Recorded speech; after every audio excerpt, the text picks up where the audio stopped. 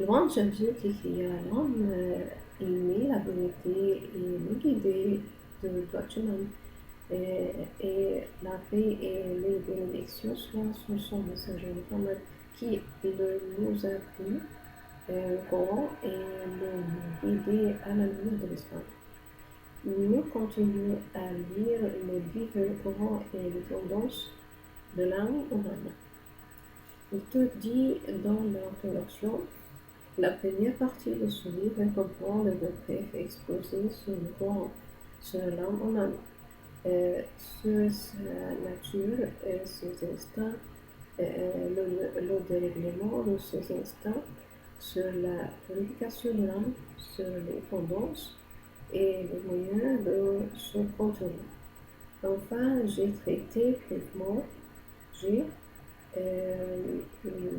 l'auteur traité brièvement le Coran dans le retour des Arabes vers leur sainte nature, grâce à ses législations et à ses anciens.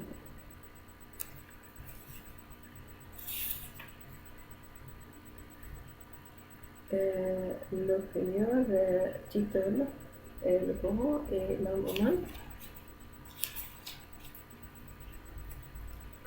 Le Coran, c'est le livre de Dieu et le miracle de dernier de ses prophètes. Ces versets sont impeccablement conçus, sagement détaillés et dépourvus de toute erreur. Il faut révéler pour guider les hommes dans la voie de bien par de sages persuasions, pour guérir les hommes de leurs sentiments hostiles et haineux, pour purifier le cœur égaré par le politisme et le dérèglement des passions, révélé par Dieu, le vrai et la vérité même. Nous avons révélé ce Coran et il contient la vérité. Ces versets sont les meilleurs des propos. Quel propos est-il plus vrai que celui de Dieu? Dieu a révélé de sublimes paroles contenant un livre d'impureté insuperable, contenant les promesses et les menaces. Ceux qui craignent le Seigneur, ils ont de leur même puissante leur cœur et leur cœur se fondent à l'évocation de son nom. C'est la voie de Dieu, vers laquelle elle dirige qui est Dieu a donné à Mohammed la même religion qu'il avait déjà recommandée à lui, à Abraham, à Moïse et à Jésus. Et elle déposa la bande de verre à ceux-là croyant dans son rôle la sécurité, la quiétude et la paix. De même ainsi que l'a dit le prophète, entourons le Coran les nouvelles des peuples qui vous ont précédé, celles de ceux qui viendront après vous, et les meilleurs et les deux meilleurs arbitres entre vous, et étranges voltige le terrain qui le négligera serait vaincu. Celui qui prendra un autre livre s'égarera, c'est le solide lien de Dieu. Salomé resplendissante, sa sagesse parole. C'est le document, compassion mais pour le dévier, aucune langue mais pour l'altérer, aucune opinion mais pour le dévoyer. Les savants ne se rassasieront jamais de son culture, et les pieux ne se lasseront jamais de sa lecture. Sa compensation n'illustre ses merveilles sur Enemisa Eno. inépuisable. Les jeunes, les jeunes, l'ayant entendu m'écrièrent, disons, nous venons d'entendre en lecture surprenante qui parle à la raison humaine, à la vérité. Celui qui étudie progresse. Celui qui se dit, la vérité, c'est un arbitre équitable. Quiconque suivant ses préceptes méritera le ciel. Quiconque les pendant un guide marchera dans la bonne voie. Si le rive de l'éloquence est insuperable, on écoute pour lui et apprécie sa concession. Et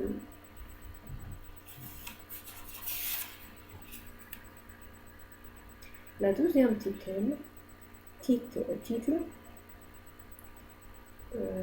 la deuxième title, connais-toi toi-même.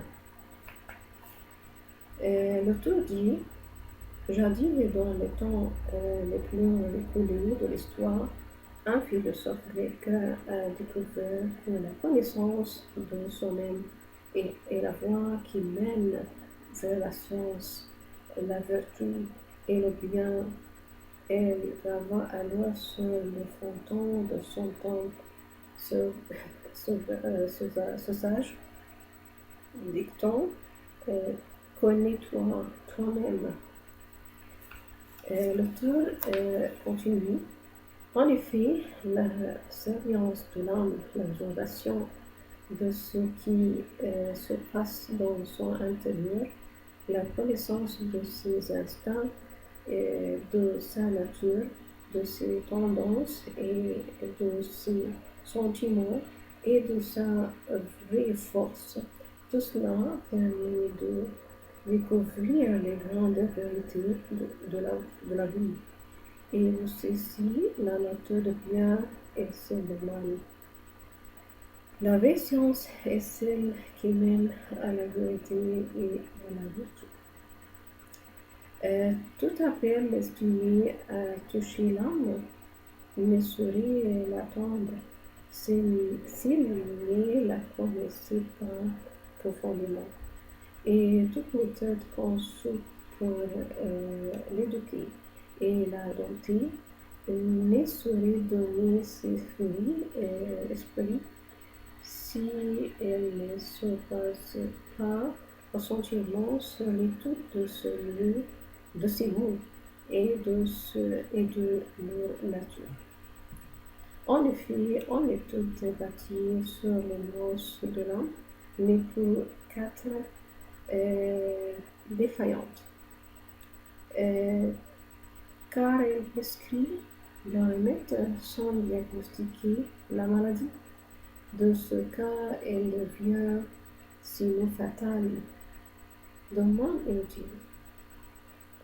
Plus l'homme essaie de connaître son âme en profondeur et de découvrir ce qui pourrait la menacer et ce qui serait la guérir, ce que son âme accepterait et ce que contraire elle refuserait.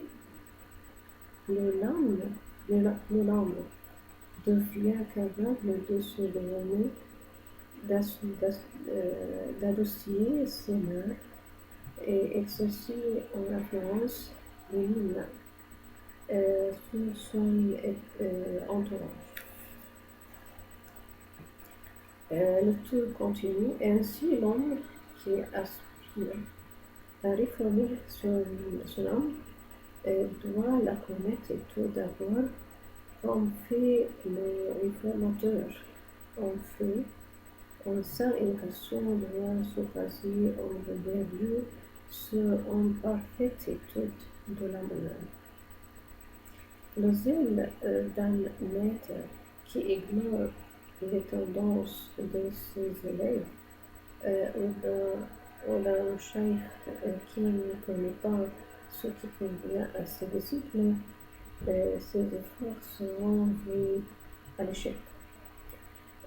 Donc nous, en droite, nous pouvons avoir et d'étudier cette importante crise, on voit ainsi assez fidèle la milieu des voir la opinion noble des uns avec plus de sûreté et de nécessité. Dieu va lui dire, nous nous ferons voir nos signes dans la nature et dans notre propre être, afin qu'ils soient persuadés de l'existence de Dieu. Il suffit donc car pourtant Seigneur soit intimement de toutes choses. Ce verset attire l'attention à l'omnipotence de Dieu et demande aux esprits égarés de l'être humain.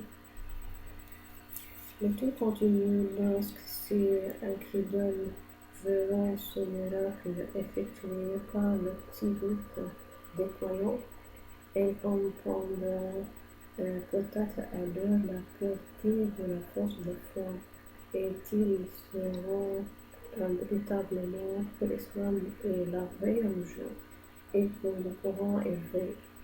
Il leur sera de même démontré que la fermeté et la droiture sont les qualités de la vérité et que le trouble et la défiance sont les caractéristiques de mensonge et de la posture.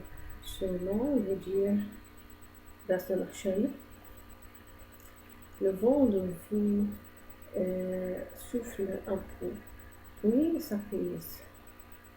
Si la plupart des ulama estiment les signes prouvant l'existence de Dieu à l'appel à l'islam, à la révélation au Coran et à la foi en Dieu, nous aimerions croire qu'ils ont un salut général. Ces signes étant adressés aux indifférents et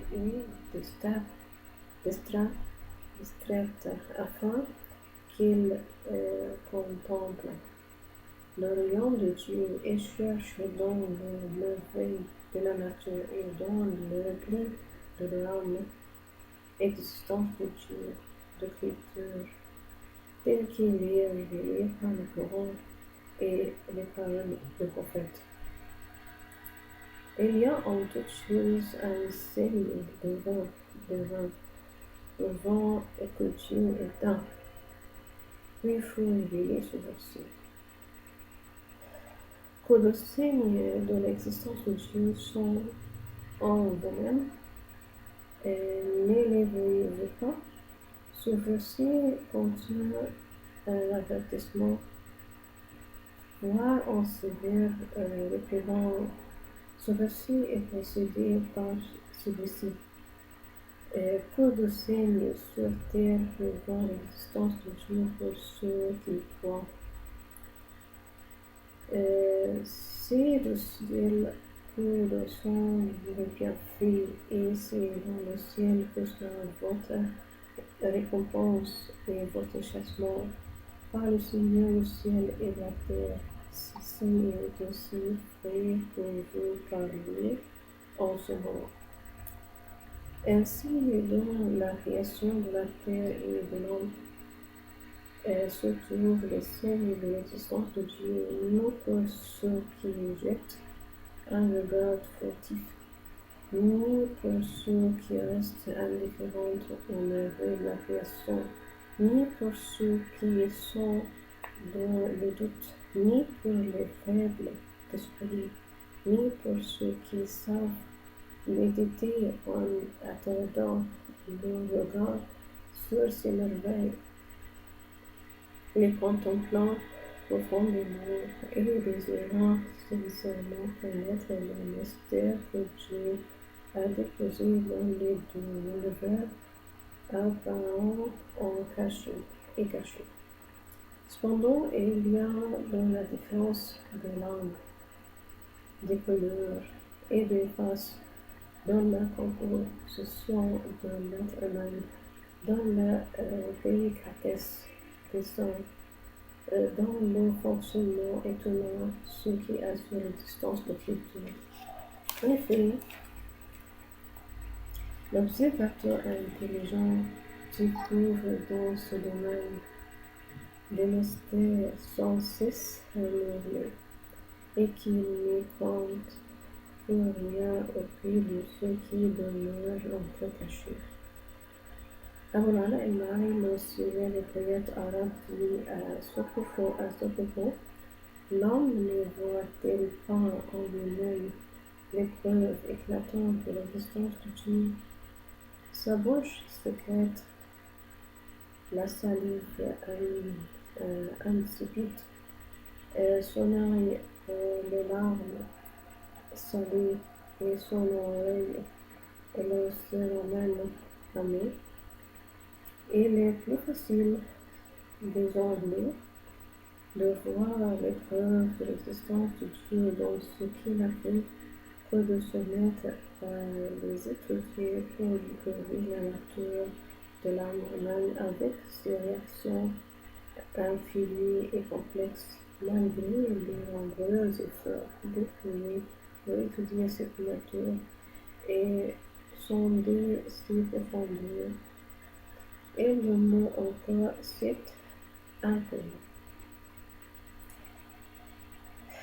qui épuise et désoriente ceux qui tentent de l'explorer, quelle que soit leur intelligence, leur connaissance et leur perspicacité. Les études relatives à l'homme humain les encore les chercheurs les plus éclairés dans le dédale inconnue. Mieux encore, la physiologie est basée sur les expériences scientifiques, ne cesse de révéler de nouveaux. Dans ce domaine, prédit à l'heure de la psychologie et de son domaine comprenant le concret et l'abstrait à la fois, bien que les savants analystes découvrent dans mieux encore la philosophie basée sur les expériences scientifiques, ne cesse de révéler dans son domaine. Que dire à l'heure de la psychologie et de son domaine comprenant le concret et l'abstrait à la fois? Bien que les savants anatomistes découvrent dans le fonctionnement d'un seul monde, ce qui rend l'homme le plus intelligent perplexe et guide vers la foi les clients le plus acharnés. À ce propos, l'auteur dit, j'ai eu l'occasion de dire un article sur le foie et ses fonctions écrit par un savant anatomiste dans lequel il affirme que le nombre de fonctions de cet organe découvert jusqu'à ce jour atteint le chiffre de 500. L'auteur continue. Parmi les versets incitant à étudier les profondeurs de l'âme, citons celui-ci. Et les hommes ne se livrent pas à la réflexion en eux-mêmes. Dieu n'a pas créé les cieux et la terre et l'espace qui les séparent pourtant entre eux et pour un tel fixé.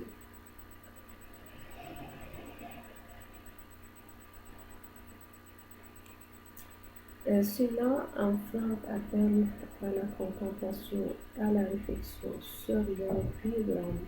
Si l'homme, au fait de ce qu'il aurait appris, de cette méditation et le croiront. Ils croiront en Dieu, le futur de cieux, de la terre et de ce qui existe entre eux.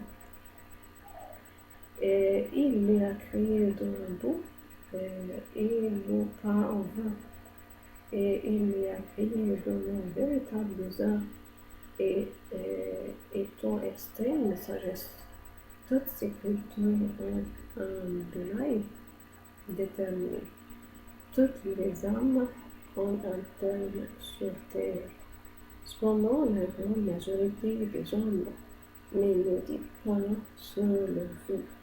Elles se laissent dans les ténèbres de l'ignorance, bien que dans leur création se trouve l'existence de Dieu, de sa sagesse et de son omnipotence. Cela demeure éloigné de la foi, de la destruction. Beaucoup d'hommes ne croient pas qu'ils rencontreront Dieu dans leur vie.